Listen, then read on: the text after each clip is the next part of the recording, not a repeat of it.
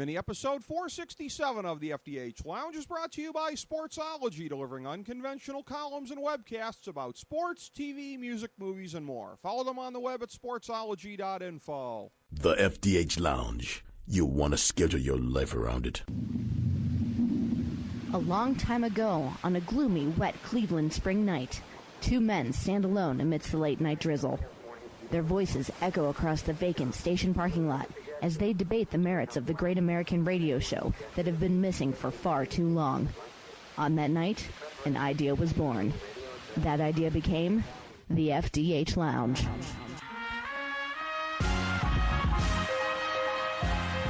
Welcome to the FDH Lounge. Hello, everyone. Welcome to the FDH Lounge. Rick Morris and Kyle Ross back talking football with you, specifically NFL Week 3 football this week. And we are both coming off very good starts to the season. I personally am 19-13 thus far on all of my picks for the season, 3-3 on my big three picks, 1-1 on my locks. Last week, 8-8, 2-1, 1-0, respectively. You, Kyle Ross, 3-1, 6-3 for the season. Nice. Yes.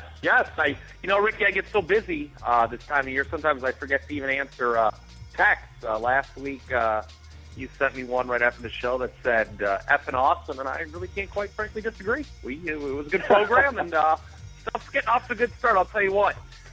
Last week was one of those cards I loved. It helped, the 3-1 I didn't think was a real accident. There were so many games where the betting was lopsided on one side, and as you know, Ricky, from doing the show the last couple of years with me, I love to go against the public on those games, and the public really took a bath last week, and they've struggled, quite frankly, in the first 2 weeks. Las Vegas is smiling. We shall see if we too are smiling after week 3, because I will be honest, I do not love this card nearly as much as I did last week. So we shall see, but 5 recommendations this week, back to 5 this week after going down to only 4 last week. That's puzzling to me, because normally when the public takes it in the tuckus, so do I. But I'm off to a pretty good start for the season. I can't complain, and this is the last week for probably about 2 months. I think that we have to wedge all of the games into our allotted talking time here. So bye weeks beginning after we get through with this week here. Yes, so we have that going on. We start Thursday night with the NFC South matchup. It's the 0-2 Bucks at the 1-1 Falcons. By the way, a note for everyone this week. I not only have excellent production notes from Kyle, I also have my, because of when we're taping this, my USA Today Sports Weekly. So a double whammy of what we're able to bring to bear for the show this week. The Falcons hosting this one, again, on a short week.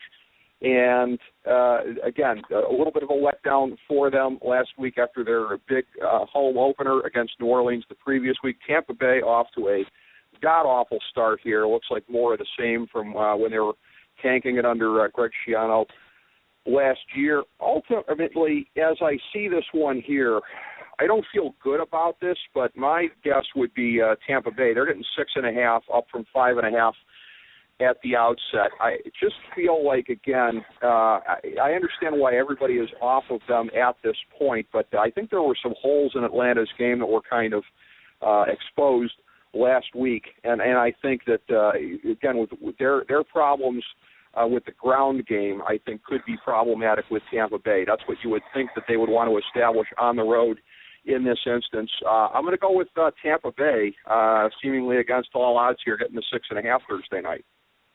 Ricky, I'm so proud of you.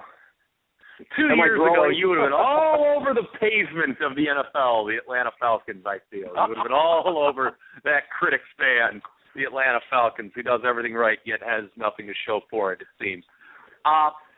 When I emailed you earlier this morning, you referenced the production notes, I believe a first for this program, by the way, that there were actually production notes.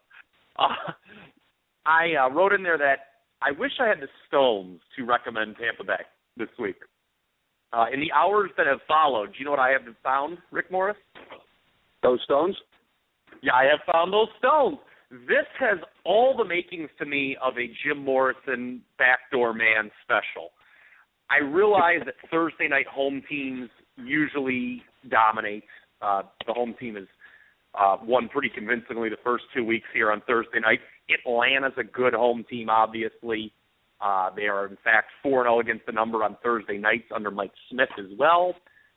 Tampa's a team who probably has been downgraded the most after 2 games from my initial preseason projection. That is because they have lost to Derek Anderson and Austin Davis in 2 games, and at home, by the way. So you talked about more of the same under Lovie Smith, as we saw last year with Greg Schiano. Unfortunately, it is looking that way, but as I wrote this game up, I've really come to the conclusion that we're going to get the best effort from Tampa Bay. I obviously can't guarantee it, but those points are attractive because Tampa Bay has only given up 3 defensive touchdowns in 2 games. Atlanta's lucky not to be 0-2, quite frankly. They won the first game in overtime over New Orleans. You referenced that. They did not look good at all outdoors against Cincinnati last week. So in a game where I expect the majority of people to be on Atlanta, I'm going the other way. This has all the makings of the back door being open late in the game. Tampa Bay finds its way through. First recommendation of the week, Bucks plus 6.5. That's actually the same scenario that I have in recommending Tampa Bay. I don't think they're going to win the game outright. I can't see that either. On that, I could see a possibility happening in the next game as well here as we look at this one. A game that is being covered by Brad Johansson and Chris Sims on CBS. Not exactly the all-iron announcing team, if you will.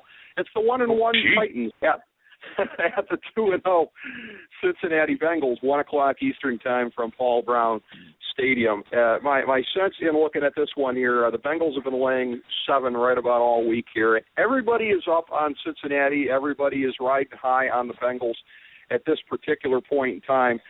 I think they're overvalued. I'm a little bit troubled by the notion of H.A. Green having his injury issues right now, and the fact that, again, Andy Dalton, as was pointed out during the preseason by the great Bill Barnwell at Grantland, his bugaboo is pressure. Nobody's really been able to get that much pressure on him in the first 2 weeks, but Tennessee was able to apply it to Kansas City in the first 2 weeks. We know what the game plan is going to be, and I understand that the Titans have got their own issues right now. They're not as bad as they looked last week. They're not as good as they looked week 1, but I think they can get in through the back door. I'll take Tennessee and the 7 at Cincinnati. Wow, who is this Rick Morris that I'm doing this program with? This is unbelievable.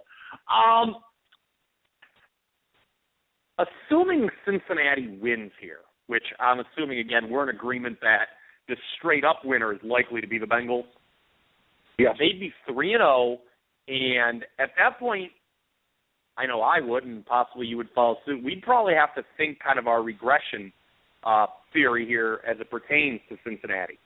This was a team that I thought would not be as good this year. I thought I picked them 8-8 before the year, so a 3-0 start would probably make me rethink that a little bit. But, let's not forget this is a very good home team, and this is their second home game in a row. So I'm with you. I think they're a little overvalued, but Tennessee's a team I can't figure out at all. A real Jekyll and Hyde outfit. You alluded to it. They're clearly not as good as they looked against Kansas City in week 1. At the same time, they're probably not as bad as they looked last week at home against Dallas. So I'm passing here. Obviously, I think I wrote this to you in the production notes. Cincinnati kind of tempting to maybe throw in a teaser, perhaps, a 6-point teaser, tease that number, because I think it's actually dropped a half point the line in a lot of places. So you could tease it to the point where all you need is a straight-up win by the Bengals, and that would probably be the sharper move here. I cannot endorse, however, either side of the current line. Okay, and I certainly understand that perspective very well. My thought is, too, again, I think Tennessee actually has a little better chance, it's all relatively speaking, to win this game outright than does Tampa Bay in their situation. Keep in mind, again, coming into the season, we would have expected, I guess, Cincinnati would have won this game, but coming into the season, it wouldn't have been the shock of all shocks if Tennessee won it outright. So I'm just looking at it from the perspective now of, have things really changed that much in the first 2 weeks of the season? I think they have a little bit, but I think that Tennessee, I'm not quite going to say live dog, but again, I don't think it's a fait accompli that this one goes in the loss column for them anyways. So yeah, we'll see how that plays out. I'll just say this, though. I'll just say this. The Bengals have not lost a regular season home game in 2 years. Now, obviously, they just played the opener this year, but 9-0 in the regular season at home now the last 2 years, and they've done so in pretty dominating fashion. I mean, you do have to give the Devils their due there.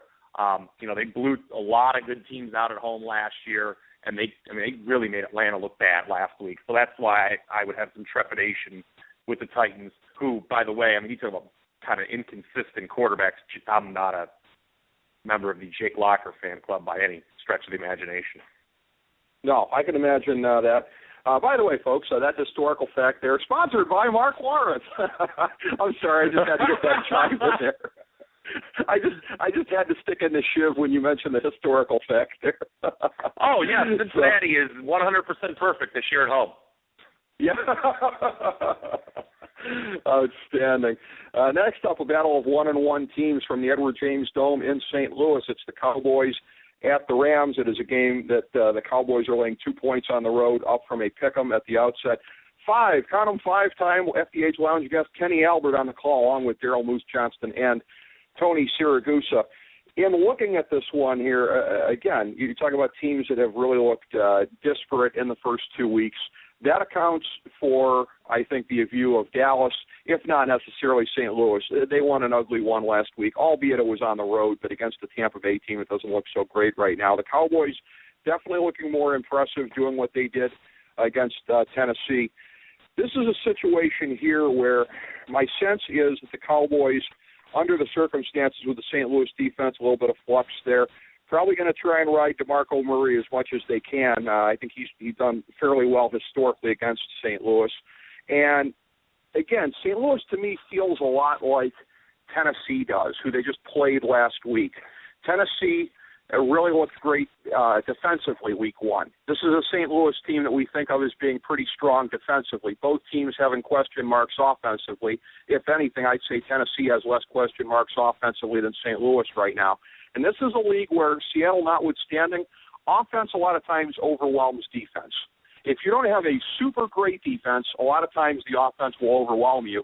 I see that being the case again this week. I was wrong about Dallas last week against Tennessee. I'm not going to be wrong twice in a row. I think Dallas's offense is going to be too much for them, and I'll take Dallas to cover the 2 on the road. First off, my stockbroker, I believe, would appreciate if you said it was the Edward Jones Dome. Just so you know, I believe there was an Edward James. You're getting him and Raymond James, I think, mixed up there. It's not Edward Jones almost. Okay, I'll take note of that. Yes. Also, you talk about the Dallas offense.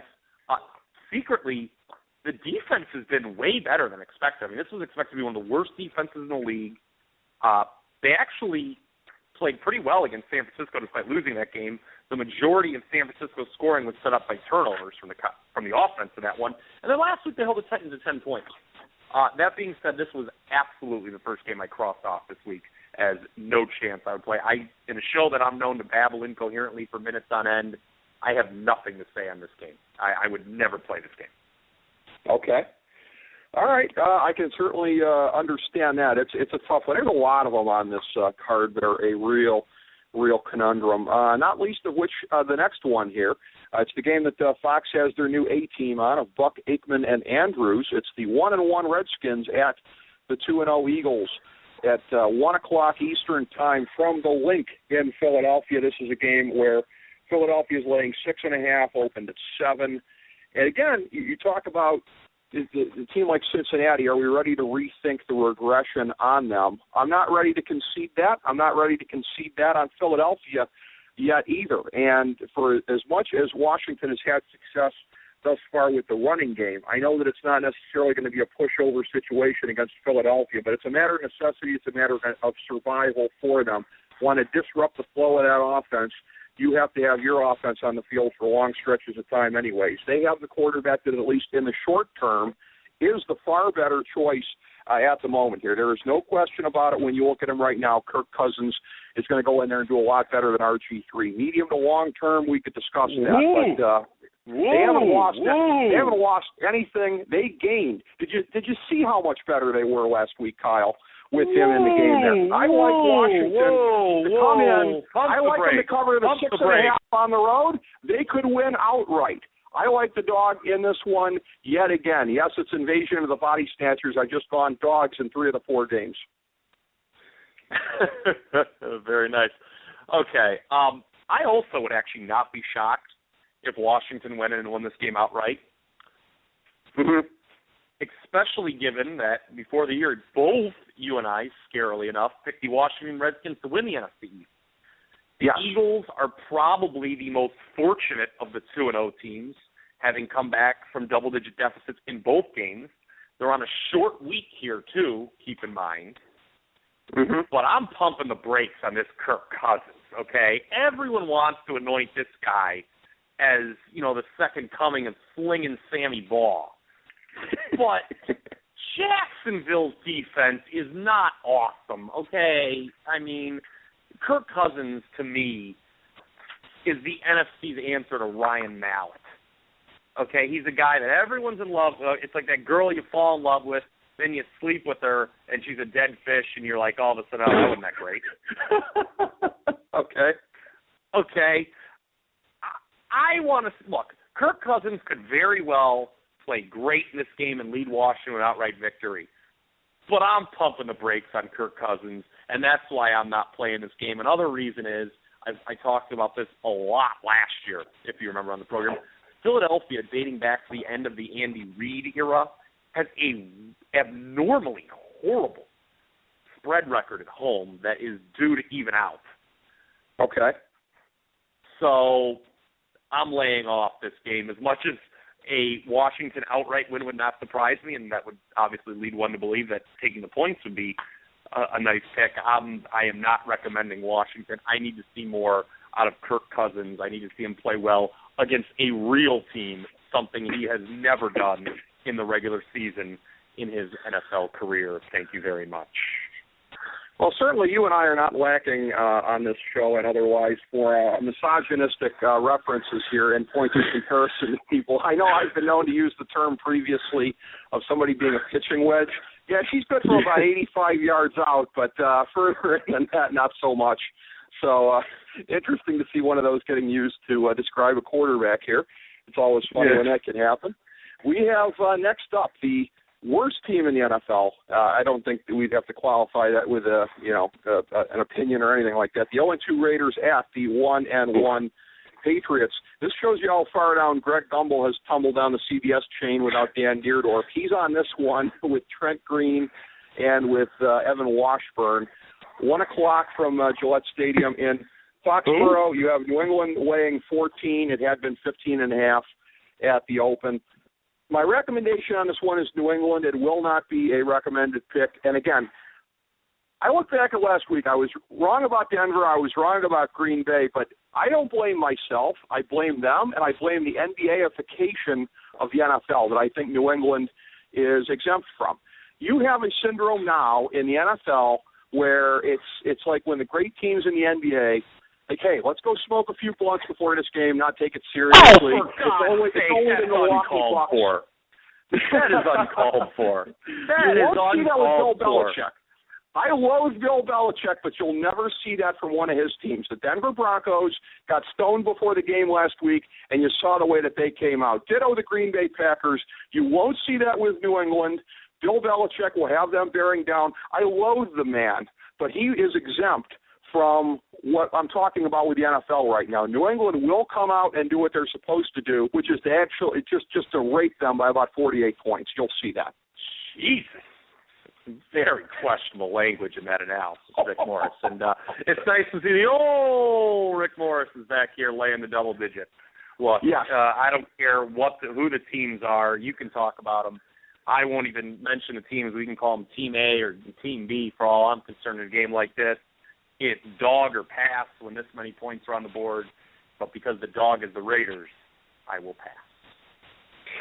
Well, that's wise. I can't see anybody taking the Raiders in this spot here, not even the blindest of Raider fan out there in the state penitentiaries across America, because I don't think that, even they, at this point, can really believe in a team such as this. You talk about regression and progression theory, a matter of how much teams are able to go in one direction before they start to bounce back. We will see that perhaps in the next one here. It's Houston at the New York Giants, and the Texans, who came into the season on a 14-game losing streak, are now undefeated, although, again, they started last year 2-0, so we saw how that one ended. But they're at the point already of being a road favorite, as they were. I guess you got to throw it out last week. That was at Oakland. Everybody should be a road favorite at Oakland, but you're going cross-country here. You're playing the Giants. I think it's a little bit more meaningful to be favored in their stadium as much as anybody's down on them. It's a 2-point line, down from 3 at the Open, and again, in this one here, everything is telling me that I should be on Houston the way that they're going, but I come back to this again. For as much as everyone wants to hang Eli Manning, and justifiably so for the way that he has started, one of the flukiest things in football is turnover margin. And the Giants are just getting brutalized on it right now. If they didn't have the turnovers going as badly against them, okay, they'd have probably still lost week 1. Don't know if they'd have lost week 2. So, again, under the circumstances, you figure that's due to even out. The Giants are a much better team than they've looked thus far. God help me, I will take the Giants and the 2 points at home. And, yes, it's not lost on me that this is what I kept doing, doubling down on them last year en route to their 0-6 start. I love the Giants here. This is my second recommendation of the week. Yes, love the Giants this week. Okay. Houston's 2-0. As you so astutely pointed out, they were also 2-0 last year. Now, they're not going to lose the next 14 games this year. I think they're still going to win what is a very horrible AFC South. But all they've done is beaten Washington and Oakland so far, and neither game was that impressive. You know, they didn't look, the Texans, that is, didn't exactly look great in Oakland last week. The Raiders were just the worst, basically. And, you know, you talk about Eli Manning and some of his struggles. Quietly, he was a little bit better last week. He didn't get a lot of help from his receivers. You talk about the fluky turnover rate. There was a tipped pass that led to an interception last week. That can't be pinned on Eli. And then there was, I don't know if you watched this game at all last week, the one against Arizona, Ricky, but there was a really fluky Rashad Jennings fumble where he broke through and fumbled, and he wasn't touched. And he fumbled it as the Giants were going in, I believe, to try to take the lead in that game. This was after Ted Ginn had returned a punt for a touchdown for Arizona. So the Giants are due to win one. The great P.J. Walsh, and this, I guess, applies to my first recommendation as well with Tampa Bay. Teams that start 0-2 against the spread and are then an underdog in week 3 typically are great plays. Giants at home getting points. I cannot see Houston covering back-to-back weeks as road chalk. Give me the Giants for their first win of the year. Excellent. All right, pick number 2 right there. Next up, we have a game where there are going to be scores settled going all the way back to the AFL days in this game here. The 1-1 Chargers at the 2-0 Buffalo Bills. 1 o'clock Eastern Time, Ralph Wilson Stadium, Orchard Park, New York. Andrew Kettle on, Steve Tasker, and Steve Berline on the call on CBS. And looking at this one here, you talk about how hard it is to make the call on a lot of the games this week. Buffalo's laying 2.5 points up from a pick at the Open. There's no question in my mind who the better team is. I said last week, and a lot of people probably laughed, don't be surprised if San Diego wins this game outright. And they did. That's how good they are. I have an odd feeling about this game, though, because every year you get to a situation, you and I like to joke about all the bad media takes out there / unwashed masses takes out there. I can just see San Diego having to travel cross-country here, dumping this one, just so all the ignorant folks in America will be like, how could a 1-2 team have possibly beaten the Seattle Seahawks? I just can't get that scenario out of my head. This feels like a little bit of a letdown game the week after. You know that guy. I know you know that guy. I know that guy. Yes. We all know that guy. We've heard that guy on the radio. We've watched that guy on TV. I just think the 2.5 is not going to do him any good under the circumstances here. Just have a weird feeling about this. Buffalo is on an inexplicable roll, especially after that preseason from hell. I think they keep it going here. I'll take Buffalo in the 2.5. You know, I also was not too shocked that San Diego pulled off that outright win. Had we done the show a little later in the week, you know, I guess everyone can roll their eyes and say, oh, of course you would say this now after the fact. I probably would have added San Diego to my card because, you know, I think you were the one who referenced this. when you look at Seattle's schedule, that was clearly one of the games that you could see them losing, and they did.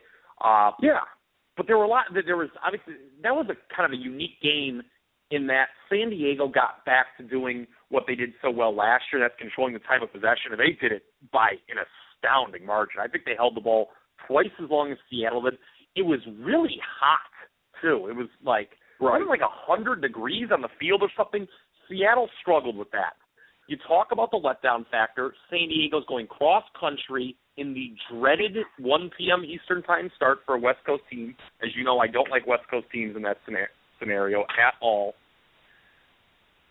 And as you also know, nobody picked the Buffalo Bills. Nobody circles the Buffalo Bills quite like I circled the Buffalo Bills in the preseason. Said this team would exceed the win total. They're 6.5 win total. Said they'd make the playoffs. They're 2-0. All they have to do is go 5-9 now. The rest of the way, they easily cash that future bet. I think big things are on the horizon for this team.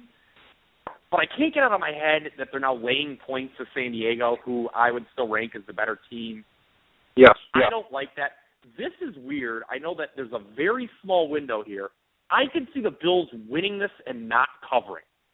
I can see like a late, I can see a late touchdown to give them like a 1-point win. There's a lot of magic in the air, obviously. You know, the team's emotional playing for Ralph Wilson, Jim Kelly, and the like. So, look, I like Buffalo, but I don't like them laying points against San Diego, so I'm passing in this game. I can understand that under the circumstances. One more thing. I said it's a hard game to pick. One more thing with the Bills. They should have, they were a pick for me last week as a virtual pick 'em at home against the Miami team, who I don't like nearly as much as San Diego. Bills rolled there 29-10. Should have been a lot worse had it not been for their red zone inefficiency. Red zone inefficiency would bite them against a team like San Diego. It definitely would. I think there's no question about that. We go next to an AFC South matchup. No wins among either of the teams here. It's the 0-2 Colts at the 0-2 Jaguars. The immortal team of Tom McCarthy and Adam Archuleta on the call for CBS. 1 o'clock Eastern time from Everbank Field in Jacksonville. Are there any good announcers left? Are there any good announcers in the NFL? They're really missing that signature team, it feels, right now, as you go through these people. It's a transitional time in the league. I'll say it that way. I'll be uncharacteristically diplomatic here as we keep trying to get some of these folks back on the show or on the show for the first time. It's a transitional time. Indianapolis is laying 7 here, down from 7.5 at the open. And this is a spot where, again, looking at it here, you always talk about all the times that I oversimplify, and again, perhaps I did on a few games last week, but again, if it's Kyle Ross at quarterback for the Colts, if it's Rick Morris at quarterback for the Colts, I still love them in that spot this week. This is a game where the Colts cannot afford to be 0-3. We know you talk about games before. We were like, well, they will win, but they may not cover. We can pencil in the win already for Indianapolis here. It's just a matter of will they cover or not. I think they will. I'm not going to say way up there, but I think it could be 10-14. Still love Indianapolis in this spot. They're scared. Their season is on the line, and they're not taking this one for granted the same way that me and you are. Indianapolis to cover in this spot. Road favorite Ricky returns. Makes his first appearance on this show. Look, you know me. You know who I'm taking here. I'm taking Jacksonville. Okay. Third recommendation of the week. Okay. Indianapolis just isn't good besides Andrew Luck.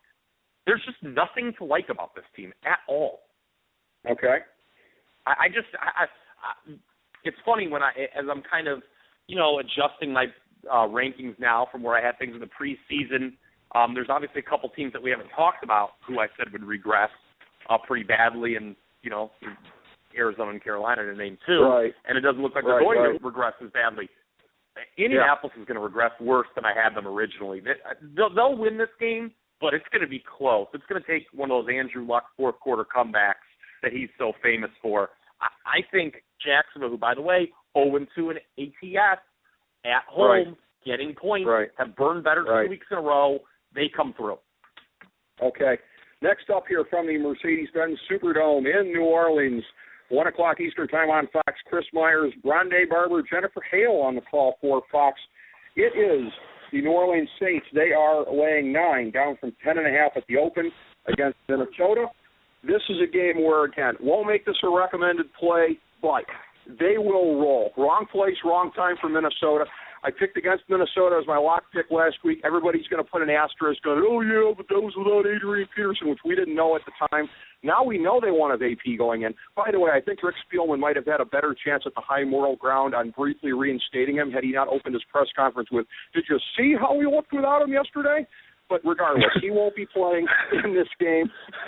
And, again, New Orleans will roll. This one, if they had a gong, they'd be banging it at halftime.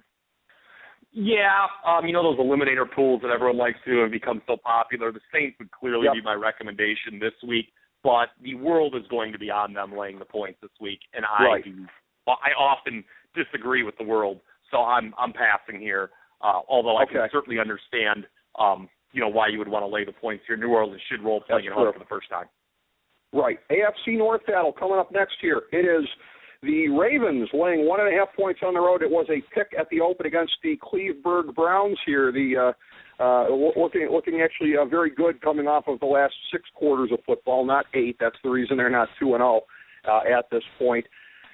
It's a game where you could make a heck of a case for the Browns, which I don't think we would have said a couple of weeks ago, but what just keeps putting me off when I keep looking at things due to change, Brian Hoyer with 139 passes in a row without an interception. Doesn't it feel like that's to teeter and go the other way? I think there's a couple of messy picks in this one here. God help me, as much as I don't want to, I'll take the Ravens laying the 1.5 on the road. Browns were a big winner for me last week. Didn't even need the 6. Yep. Outplayed the Saints most of the way. New Orleans can't back them outdoors. I don't like Baltimore either on the road, though. Baltimore's a team that has strong home road splits under John Harbaugh. I'm passing here. As you know, I don't like Baltimore very much. Cleveland's starting to look like a real team. Stop with the Johnny Manziel stuff, though. That does no one any benefit. Right. But coming off a huge outright dog win, it's tough to endorse a team 2 weeks in a row like that, so I'm passing. Absolutely. Well, next up here, it is a game where the Miami Dolphins are hosting Kansas City. They're laying 4.5. It had been 5 at the outset. Miami, of course, will be looking to avenge that 1971 Christmas playoff game there where they lost to, I believe it was Nick Lowry in double overtime. Chiefs 0-2, Dolphins 1-1, 4:25 kickoff Eastern time from Sun Life Stadium. Kevin Harlan, Rich Gannon on the call on CBS. I don't want to overreact either way. I don't want to overreact on week 2. I was on Miami last week, and that was pretty foolish. I think Miami ultimately is closer to what we saw last week than what we saw the first week. I think they're a fraud. Kansas City hung in there against Denver last week. I don't think the running game, or Denver, the running game is not going to be the same for either team with some of the injuries that they're having right now. But, again, I'll take Kansas City getting the 4.5 on the road more because of my lack of belief in Miami. And then I think there's a little bit of a bubble around the Dolphins after week 1 that's about due to pop. You talk about the Dolphins, I'll handle the Chiefs here. This is the game where I think we officially learn how far Kansas City will regress this season. If they win here, I still think they can win 6 or 7 games. Another loss, you're probably looking at a 4 or 5 win season. They'll be picking very early in the draft, which quite frankly would help. This was the second easiest game for me to cross out this week besides Cowboys-Rams. It's got point spread's kind of in a no man's land. I don't trust Kansas City on the road. I think they could be very bad this year, but you referenced the injury to Marino for Miami, and I don't quite frankly think very much of them either, so I'm passing. Yeah, I don't blame you because, again, there's just a lot of ugliness right now, both sides of the ball. Both the Sunday night game of the week on NBC, the 1-1 Squealers at the 2-0 Panthers, 8:30 Eastern time from Bank of America Stadium in Charlotte. Al Michaels, Chris Collinsworth, Michelle Tafoya on the call. Carolina is laying 3 points in this one, just the kind of the standard home field allotment here. Panthers, again, a team that you start to have to question, a lot like Philadelphia, a lot like Cincinnati. Were we wrong to think they were going to regress? A lot like Arizona, who we'll get to in a little bit. In every instance, I say no. I'm not backing off of what I thought about them. And under the circumstances, again, it's going to be a tough nut for the Steelers, although, again, it's a game that's going to mean a lot in the standings right now. They don't want to fall too far off the pace in the AFC North, which they would start to at 1-2. Ultimately, I think it's a matter of tempo. I think that Pittsburgh's up-tempo offense is going to give Carolina some fits here. Panthers due to regress. Again, much like Baltimore, hope I'm wrong personally, but I'll take Pittsburgh getting the 3 on the road Sunday night. Yeah, I just don't think Pittsburgh can be as bad as they've looked in the last 6 quarters, and I don't think Carolina's as good as they've looked this year so far either. They've surprised me at starting 2-0. Bottom line is Pittsburgh, another 0-2 against the spread team, getting points this week. And I love what you talked about with the Steelers not wanting to fall behind in the AFC North. Remember, Cincinnati's probably going to be 3-0 after this week. The Baltimore-Cleveland winner will be 2-1. You know, the Steelers don't want to be sitting there at 1-2 through 3 weeks. They got off to a horrible start last year. Don't want history to repeat itself. They need this game badly. It's on national TV. Steelers get my recommendation, the 4th of 5 this week. Okay. We have another recommendation coming up in the next game. It's the 1-1 Bears at the 1-1 Jets.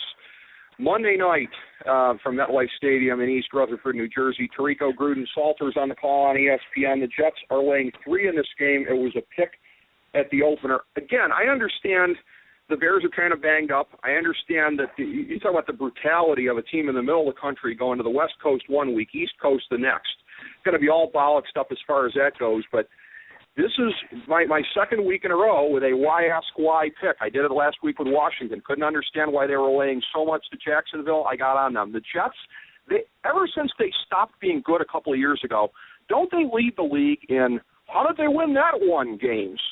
This just feels like an inexplicable Jets win to me. I understand it's not scientific, but there's no way in this circumstance they should be laying 3 points to Chicago, even with everything I just laid out here. I don't understand it. Hence, I'm on the Jets. I'll lay the 3. Well, I'll tell you why they're laying 3 points. John Q. Public took them up to 3 points.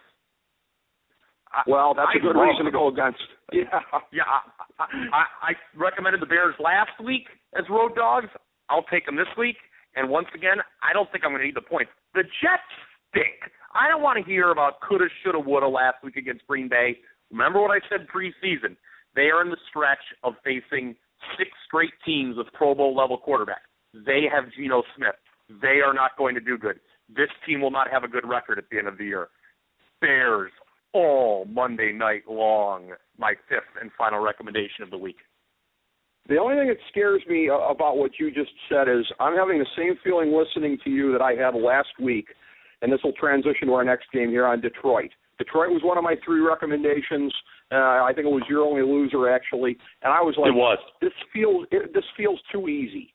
And if I was on the Bears, that's what I'd be thinking. I'd be thinking this feels too easy because it seems like everything is lined up to just deposit the money in my bank account for the Bears. So we'll have to see how that one turns out if that nagging feeling of mine ends up being a factor here. The Lions, again, won't fool me twice. I'm making a recommendation. Got my big 3 coming up here, but it won't be on them. Spoiler alert. It's the 1-1 Packers at the 1-1 Lions. 1 o'clock Eastern Time, Ford Field on Fox. Burkhart, Lynch, and the delicious Pam Oliver on the call here. Detroit is laying 2.5 up from 1 at the open. I just keep going back to, again, Packers the better team. I understand they really haven't shown that much thus far this season. They played a fraction of a good game against the Jets after getting blown out against Seattle. But this secondary, I think the chance for Aaron Rodgers to face them, as banged up as they are right now, that's the get-well pill the Packers need. Give me the road dog here. Give me the Packers getting the 2.5 as the first of my big 3 picks this week. I like that one. The Packers just kind of missed out as a recommendation for me. They're also 0-2 ATS now getting points, so they would kind of follow the path of a lot of my other plays. Yeah, Detroit just scares me a little bit. Yes, they let me down and were only lost last week, but Carolina's a real team, by the way. That's something the Jets aren't, so that's why I'm not as scared this week. Detroit is capable of playing very well at home. We saw that in week 1, so that's why I'm not, recommending this one. But I'll endorse you, certainly, with Green Bay. Okay. All right. Next we come to the Super Bowl rematch, the 2-0 Broncos at the 1-1 Seahawks, 4:25 Eastern Time on Fox, on CBS on Sunday. So it's going to be Nance, Sims, and Wolfson on the call. Seahawks laying 5 in this one, up from 4.5 at the open. again, Seahawks due to get some takeaways after not really having too many the last couple of weeks. We saw what happens when they get on a roll with takeaways against Denver in the Super Bowl here. I just think wrong place, wrong time for Denver. As much as I said last week, well, there's only a handful of games that Seattle can lose all year. San Diego's one of them, so I take seriously their chance to win that. Didn't think Seattle would go out, and again, you talked about temperature, you talked about a lot of other factors. I think they were fat and happy after week one and reading those press clippings. They're still the best team in the league, but their mood is going to be a lot different this week. And you know what? That's not a good thing for Denver. It won't be 43-8, but it could be double digits again. Love the Seahawks laying the 5 at home against Denver. Ooh, I don't like this game at all. It just, I know what we saw last February. You and I were all over Seattle in the Super Bowl. Yep. I just think this line should be closer to 3. I expect this to be a lot closer. The Broncos are going to be really fired up here. Another 0-2 ATS team getting points, but I'm not recommending this because there are a lot of stupid things I've done in this world, and going against Seattle in Seattle would only add to that list. So I will abstain from this Super Bowl rematch. Okay. All right. Well, that brings us to my 1,000-star gold-plated lock of the millennium for NFL Week 3. I am 1-1 on those 2 picks this year. We come to the game at University of Phoenix Stadium in Glendale, Arizona, 4:05 Eastern Time on Fox Sunday. The 1-1 49ers at the 2-0 Cardinals. This line in this game, San Francisco is laying 2.5. We were talking about it again before with Arizona and a couple other teams. Regression theory. Were we right? Were we wrong? I am not willing to concede that I was wrong about Arizona at this point. I said, and keep in mind I went against San Francisco last week for a recommended pick. And I said, yes, you did. It's going to be too schizo in the public mind. I thought that line got inflated against Chicago because of what they did week 1. Week 1, the line was too deflated because of the preseason. Everyone is just reacting like a pendulum to the San Francisco 49ers at this point here. People are down on them after they lost Sunday night. Hey, they didn't look good, but they lost to a good team. People aren't probably putting enough stock in the Chicago Bears at this point. The public is a little bit schizo on them again this week. I love San Francisco laying the 2.5. They are my lock of the millennium for NFL Week 3. Road favorite Ricky with 3 road favorites as his locks of the week to start the year. Goodness gracious. I'll be honest with you, this is one road favorite I do not hate. Because road favorite Ricky meet road favorite Harbaugh. He's 11-4-1 against the number in that role. That's the best in the league. He's also 9-2 straight up, 7-3-1 against the number off a loss. I don't like Arizona, so I think the Niners are going to win here.